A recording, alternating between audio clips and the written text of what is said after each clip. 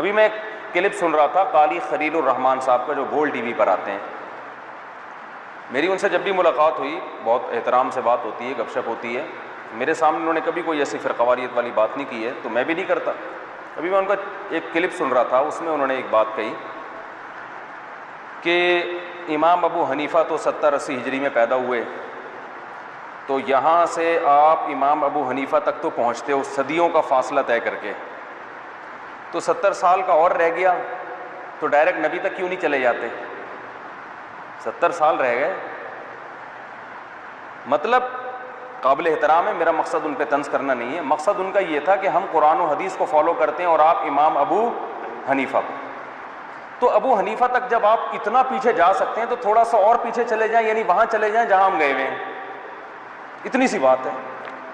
اب محترم نے بات کی, کوئی ان کا طنزیہ لہجہ نہیں, لیکن اس بات سے جو اس وقت امت مسلمہ میں اہل سنت میں 50% لوگ جو امام ابو حنیفہ کو فالو کرتے ہیں اور 30% جو امام شافعی کو فالو کرتے ہیں, کیونکہ امام شافعی کا زمانہ تو امام ابو حنیفہ کے بعد ہے نا, وہ اور تھوڑا, اور 17% جو لوگ جو امام مالک کو فالو کرتے ہیں اور 2% جو امام احمد ابن حنبل کو فالو کرتے ہیں, یعنی یہ 99% مسلمانوں کو اس تقریر میں بے وقوف قرار دیا جا رہا ہے کہ نہیں قرار دیا جا رہا؟ نہیں آ رہی بات میرا خیال. یعنی محترم کا کہنے کا مقصد یہ ہے کہ یہ جو چاروں اماموں کے فالوورز ہیں ان میں اتنا شعور بھی نہیں ہے کہ یہ آج سے 1100 سال پہلے کسی شخصیت کو تو فالو کرنے کے لیے تیار ہیں, 50-60 سال مزید تھوڑا آگے جا کے ڈائریکٹ نبی کو فالو کر لیں, اس کے لیے یہ تیار نہیں ہے. تو یہ 99% امت کا احمق اور بے وقوف ہونا ثابت ہو رہا ہے کہ نہیں ہو رہا؟ کہ جناب قاری صاحب کو تو اللہ نے اتنا شعور عطا فرمایا اور 99% امت میں اتنی عقل, بولو بھائی, نہیں ہے. تو میں نے اس پہ کمنٹس کیے تھے کہ قاری صاحب آپ بہت قابل احترام ہیں, آپ کسی وقت یہ بات میرے سامنے کہیے, میں آپ کو اس کا جواب دوں گا, اور دونوں لائیو ویڈیو ریکارڈ کرا کے اس کو نیٹ پہ ڈال دیں گے, پبلک کو سمجھ میں آ جائے گا کہ آپ جو دعویٰ کر رہے ہیں یہ دعویٰ میں اس میں کہیں لفاظی تو نہیں ہے, گڑبڑ تو نہیں ہے, کہیں ایسا تو نہیں آپ لوگوں کو کنفیوز کر رہے ہیں. اور میں بھی اس کا جواب دوں گا اس اشکال کا. دونوں چیزیں سامنے آ جائیں گی, پھر عوام دلیل کی روشنی میں فیصلہ کرے گی کہ 99% امت صحیح ہے یا آپ صحیح ہیں. مگر افسوس اس پر ہوا کہ وہ کمنٹ میرے ڈیلیٹ کر دیے, ٹھیک ہے نا. تو بات یہ ہے کہ جو ابو حنیفہ تک پہنچ رہا ہے نا وہ در حقیقت نبی تک ہی پہنچ رہا ہے, اس لیے کہ امام ابو حنیفہ محمد صلی اللہ علیہ وسلم کے علاوہ کسی اور کو فالو نہیں کرتے تھے. ڈائریکٹ نبی سے سیکھنا تو اس زمانے میں ممکن ہی نہیں ہے, ناممکن ہے. بات یہ ہے کہ ایک وہ مفتی ہے جو 15ویں صدی میں قرآن و حدیث کی تشریح آپ کو بیان کر رہا ہے, ایک وہ مفتی ہے جو 70 ہجری یا 80 ہجری میں پیدا ہوا اور آدھی سے زیادہ امت نے اس کو فالو کیا. تو نبی کی بات کو سمجھنے کے لیے اس صدی کے مفتی کو فالو کرنا زیادہ بہتر ہے یا اس مفتی کو فالو کرنا زیادہ بہتر ہے جس نے تابعین کا دور دیکھا ہے؟ اس طرح سے مقابلہ کرانا چاہیے تھا, ٹھیک ہے. 99% امت کہتی ہے کہ قرآن و حدیث کی تشریح کے لیے, سمجھنے کے لیے اس دور کے مفتی کو فالو کرنے کے بجائے ان لوگوں کو فالو کیا جائے جن کو 99.99% امت نے فالو کیا ہے, اپنا امام مانا ہے. تو آپ امام ابو حنیفہ کا مقابلہ پیغمبر سے نہ کرائیں, آپ ابو حنیفہ کا مقابلہ اپنے آپ سے کرائیں کہ مجھے فالو کرنا زیادہ بہتر ہے یا ابو حنیفہ کو. آپ امام ابو حنیفہ کو نبی کے مقابلے میں لا کے یہ شو کر رہے ہیں کہ وہ کچھ اور بات پہ فتویٰ دیا کرتے تھے, وہ قرآن و حدیث نہیں, وہ ان کی اپنی آرا ہوتی تھی, اور آپ جو بات کر رہے ہیں وہ قرآن و حدیث کی روشنی میں ہوتی ہے. نہیں آ رہی سمجھ میں؟ جب یہ کہتے ہیں نا حدیث کو لینا یا ابو حنیفہ کی بات کو لینا ہے, تو ظاہر انسان کہتا ہے یار میں امام حنیفہ کو کیوں لوں, میں تو حدیث کو لوں گا.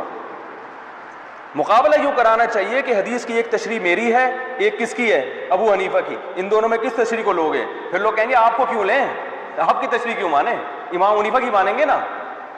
یہ عجیب جرت ہے یار, اپنے قول کو عین حدیث قرار دینا اور ابو حنیفہ کے قول کو ان کا اپنا ذاتی قول قرار دینا. یہ لفاظی ہو رہی ہے مارکیٹ میں, آ رہی ہے سمجھ میں کہ نہیں آ رہی ہے؟ میں فروعی مسائل میں تشدد کا قائل نہیں ہوں, لیکن ہمارے ہاں ایک فریق مسلسل اپنی دلیل کو دلیل مانتا ہے اور پھر اپنی دلیل کو کہتا ہے کہ دیکھو یہ نبی کا قول ہے اور یہ ابو حنیفہ کا قول ہے. تو ابو حنیفہ نبی سے 70-80 سال کے بعد آئے, تو ابو حنیفہ تک پہنچ سکتے ہو, اس سے 70 سال پہلے ڈائریکٹ نبی تک کیوں نہیں پہنچ جاتے؟ یہ لفاظی ہو رہی ہے. ہونا یوں چاہیے کہ وہ یوں کہے کہ قرآن و حدیث کے یہ دلائل ہیں جس کے بارے میں, جن دلائل کو سامنے رکھ کر میری ذاتی رائے یہ ہے کہ سورہ فاتحہ پڑھنی چاہیے امام کے پیچھے, اور ابو حنیفہ کے یہ دلائل ہیں, اور ان دلائل کو سامنے رکھ کر ابو حنیفہ کی رائے یہ ہے کہ فاتحہ نہیں پڑھنی چاہیے. اب بتاؤ قرآن و حدیث کی وہ تشریح مانو گے جو 15ویں صدی میں کر رہا ہوں, یا وہ تشریح مانو گے جو 80 ہجری میں پیدا ہونے والے تابعین کی زیارت کرنے والے اور وہ مجتہد جن کو 50% امت نے فالو کیا ہے ان کی تشریح کو معتبر مانو گے؟ تو فوراً انسان کہے گا بھائی ہم ابو حنیفہ کو آپ پر ترجیح دیتے ہیں. مگر اسٹائل یہ نہیں ہوتا. اسٹائل یہ ہوتا ہے کہ یہ حدیث ہے اور یہ قول ابو حنیفہ ہے, کس کو مانو گے؟ تو ظاہر ہے جب نبی کی بات اور ابو حنیفہ کی بات آئے گی تو انسان کہے گا میں تو نبی کو مانوں گا. تو یہ لفاظی ہو رہی ہے. آپ کی تشریح اور ابو حنیفہ کی تشریح میں اختلاف ہو رہا ہے. ابو حنیفہ کے قول میں اور حدیث میں اختلاف نہیں ہو رہا. حدیث کی ایک تشریح ابو حنیفہ کر رہے ہیں, ایک آپ کر رہے ہو. آپ اپنی تشریح کو نبی کا قول قرار دیتے ہو اور ابو حنیفہ کی تشریح کو ان کی ذاتی رائے قرار دیتے ہو.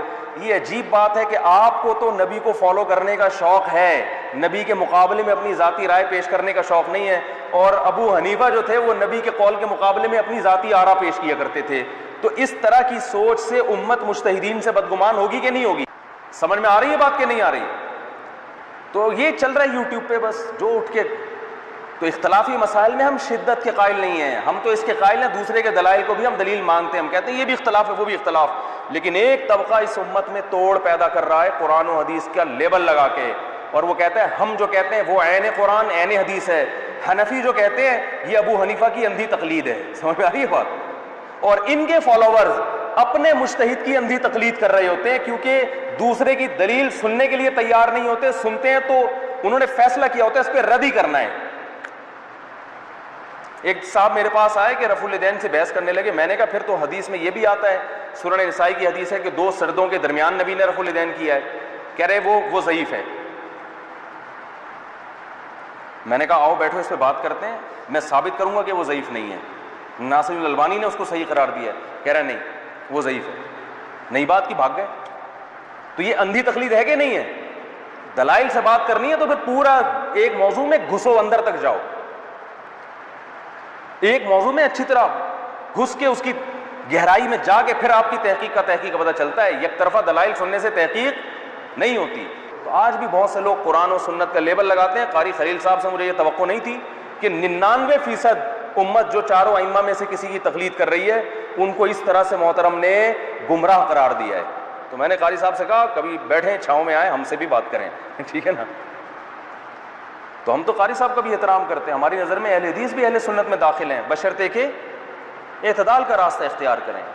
ہم تو تقلید کے اپنی جو ہماری رائے ہے نا کسی ایک مجتہد کو فالو کرنا چاہیے اس پہ بھی ہم اڑے ہوئے نہیں ہیں. ہماری رائے کرنا چاہیے, کوئی نہیں کرتا ہم اس پہ بھی کوئی فاسق فاجر ہونے کا ٹھپا تھوڑی لگاتے ہیں. ہم تو اتنے براڈ مائنڈیڈ ہیں, اور آپ مینورٹی میں 1% بھی نہیں ہیں, آپ 1% بھی نہیں ہیں. اور وہ یہ بھی کہتے ہیں کہ اہل حدیث تو امام احمد بن حنبل بھی تھے. ایک اہل حدیث عالم نے میرے خلاف باقاعدہ کلپ ریکارڈ کروایا کہ اہل حدیث کا جو مسلک ہے وہ تو بہت پرانا ہے, امام احمد بن حنبل اہل حدیث ہے اور پتہ نہیں صدیوں. تو یہ وہی دلیل ہے جو جماعت المسلمین والے دیتے ہیں. بھائی جماعت المسلمین کا لفظ تو ہمیں حدیث میں ملتا ہے, جو موجودہ جماعت المسلمین کا فرقہ ہے وہ تو اب پیدا ہوا ہے. تو اہل حدیث کا جو لفظ ہے وہ محدثین کے لیے استعمال ہوتا تھا. اس کی سب سے بڑی دلیل یہ ہے کہ امام احمد بن حنبل کو اہل حدیث کہا جاتا ہے, ان کے فالوورز کو حنبلی کہا جاتا ہے. حالانکہ جو اہل حدیث کو فالو کرے وہ تو اہل حدیث کہلانا چاہیے نا. اس کو پتہ یہ چلا کہ امام احمد بن حنبل کو وہ والے اہل حدیث نہیں تھے جو ایک باقاعدہ مسلک ہے, ٹھیک ہے نا. وہ حدیث کے ظاہر کو زیادہ فالو کیا کرتے تھے. فقہاء میں 2 طرح کے فقہاء تھے, ایک وہ جو حدیث کے ظاہر کو لیتے ہیں, ایک وہ جو حدیث میں بہت زیادہ غور و فکر کر کے جو ہے نا وہ بہت ساری حدیثیں سامنے رکھ کر ایک رائے قائم کرتے ہیں, حدیث کے ظاہر کو نہیں لیتے. تو جن محدثین کا رجحان حدیث کے ظاہر کی طرف تھا ان کو اہل حدیث کہا جاتا تھا. تو ان کے فالوورز کو اہل حدیث نہیں کہا جاتا، کیونکہ یہ کوئی فرقہ تھوڑی تھا، کوئی مسلک تھوڑی تھا. یہ جو آج اہل حدیث فرقہ ہے یا مسلک ہے، یہ تو ہندوستان میں انگریز کے آنے کے بعد وجود میں آیا ہے. سمجھ میں آ رہی ہے بات؟ تو اب اپنا نام آپ نے اہل حدیث رکھ لیا اور آپ نے پرانی کتابوں سے دکھایا کہ اہل حدیث بہت پرانے ہیں، تو یہ مغالطہ ہے. صحیح ہے نا؟ ایسے تو جماعت المسلمین پھر سب سے پرانی تنظیم ہے، کیونکہ جماعت المسلمین کا تذکرہ تو صحیح بخاری میں ہے. تو ہم کہتے ہیں وہ جماعت المسلمین ہم لوگ ہی ہیں جو صدیوں سے چلے آ رہے ہیں. تو ایسے ہی ہم ہی اہل حدیث ہیں جو امام احمد بن حنبل کو بھی مانتے ہیں، امام شافعی کو بھی مانتے ہیں. امام شافعی بھی اہل حدیث تھے، ان کے فالوورز شافعی کہلاتے ہیں، اہل حدیث نہیں کہلاتے. وجہ کیا ہے کہ یہ ٹرم جو ہے نا اہل حدیث کی، یہ بعد میں ایجاد ہوئی ہے. تو آپ کو یہ ثابت کرنا پڑے گا کہ آپ امام احمد بن حنبل کو فالو کرنے والے ہیں یا ان کے اصول کو فالو کرنے والے ہیں، تو پھر آپ یہ کہہ سکتے ہیں کہ میں پھر حنبلی ہوں. اور امام احمد بن حنبل اہل حدیث تھے. اگر آپ کی طرح کے اہل حدیث تھے تو امام احمد بن حنبل 20 رکعت تراویح کے قائل تھے. 8 کے قائل بولو بھائی نہیں تھے. امام احمد بن حنبل 3 طلاقوں کو 3 سمجھتے تھے. آج اہل حدیث 3 طلاقوں کو 1 سمجھتے ہیں. امام احمد بن حنبل عورت کی سمٹ کے نماز پڑھنے کے قائل تھے.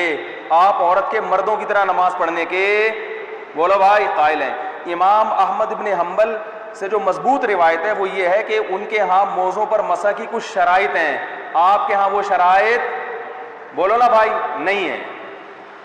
اور بہت ساری چیزیں ہیں. اور اگر آپ کہتے ہو ہم امام احمد بن حنبل اہل حدیث اس لیے تھے کہ وہ قرآن و حدیث کو فالو کرتے تھے، تو امام ابو حنیفہ کیا تورات اور انجیل کو فالو کرتے تھے؟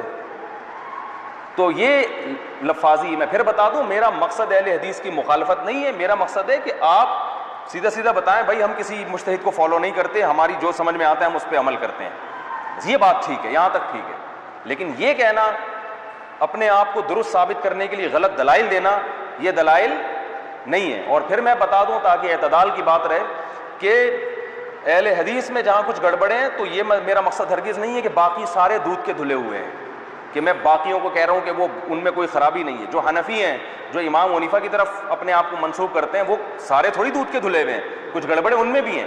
تو میرا مقصد کسی ایک فرقے کو ملامت کرنا اور دوسرے کو کہنا کہ یا میں جس فقہ حنفی کو فالو کرتا ہوں اس میں سارے سیٹ ہیں، ایسا نہیں ہے. ان میں الگ ٹائپ کی برائیاں ہیں، ان میں الگ ٹائپ کے مسائل ہیں، سب میں نہیں ہیں. جیسے اہل حدیث میں بھی سب میں نہیں ہوتے، یہاں بھی بہت ساری چیزیں ہیں جو میں بیانات میں بتاتا رہتا ہوں.